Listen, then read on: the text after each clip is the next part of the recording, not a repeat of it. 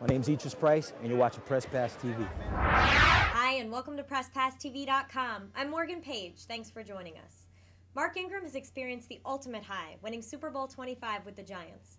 But he's also seen the ultimate low, spending time behind bars. He's now a devoted father, and in this next story, spent some time with Mark Jacobson, speaking candidly about his past, his present, and where his future may take him. You really don't know what y'all had. Y'all don't know what you had. And coach is tired of talking about it. I'm tired of talking about it.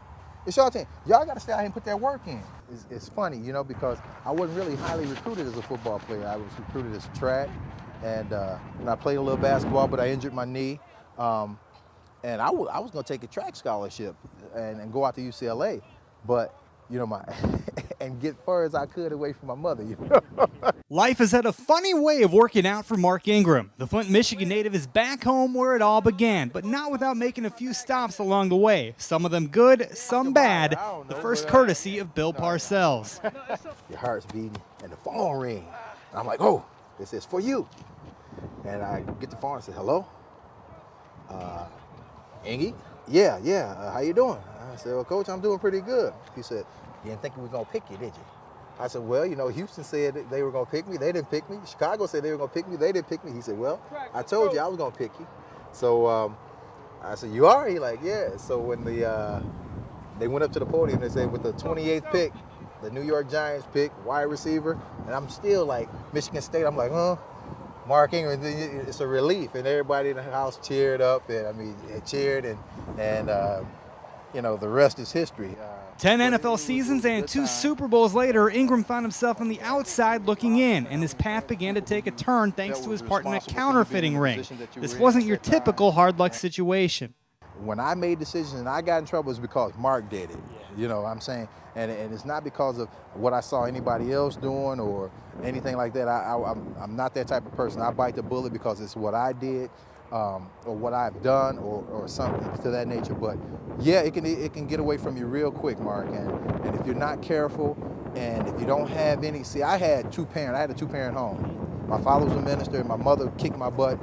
You know, if I didn't get a 3-point, I wasn't always straight in there.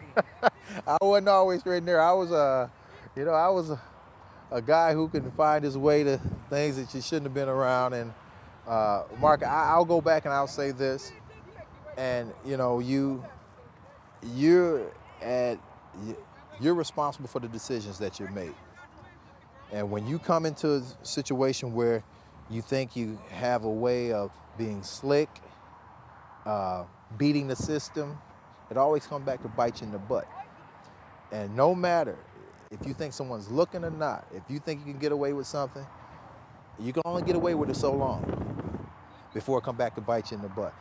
For the shock to be booked, to have those gates closed on, and you become an inmate. You know, it was a reality check. You know, and I tried not to let nobody know who I was. But then people look at you, get your name, and they try to start putting it together, and I'm like, and you know, you go in a corner, you go get as far as away from people as you can when you think they're trying to put it together. And they say, hey, by the way, are you? And you're like, no. Well, the guard said that you were, and the lieutenant said that you were. And I'm like, oh, the cat's out the bag. 3 years behind bars and stripped of his celebrity status, it was in all a very humbling experience.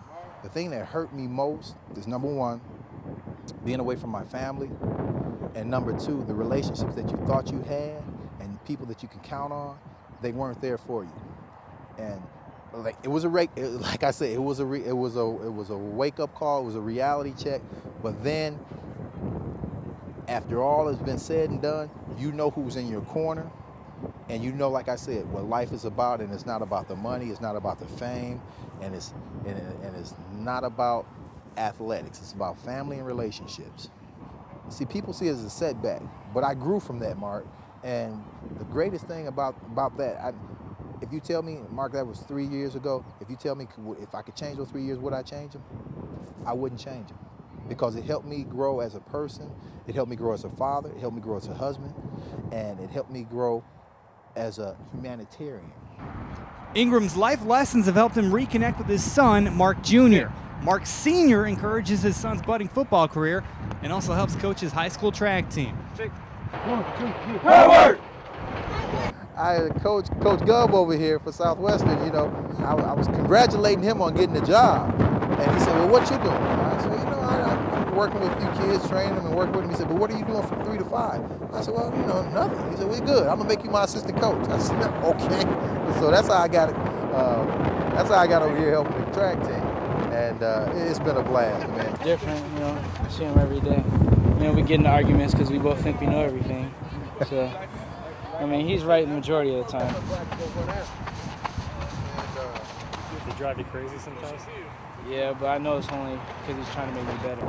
But dude, he's going to be all right. And so will Dad. With his son getting looks from Division I schools, Mark Ingram has every reason to be a proud father. Mark Jacobson, PressPassTV.com. We hope you enjoyed that story. Thanks so much for joining us. For more behind-the-scenes action, check out our website, PressPassTV.com, or our YouTube page, youtube.com/PressPass. For everyone here at Press Pass, I'm Morgan Page. Bye.